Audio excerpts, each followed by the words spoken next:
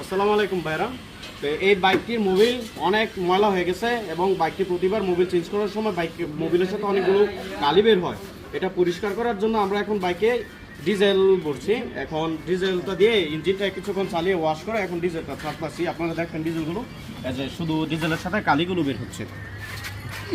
এই যে মোবিলটা বললে আচ্ছা এটা নষ্ট হলো নাহলে হ্যাঁ, এখন একদম ক্লিয়ার হয়ে যাবে না। আপনাদের যাদের বাইকের এমনের কালির প্রবলেম আছে আপনারা এই ডিজেল দিয়ে ওয়াশ করে তারপর আবার পুনরায় নতুন করে এই ভরতে পারেন, মোবিল ভরতে পারেন। আর যদি বলেন টাকা আরও বেশি খরচ করবেন তাহলে ইঞ্জিন ক্লিয়ার নামেরও একটা অয়েল পাওয়া যায়, ওইটাও ইউজ করতে পারেন।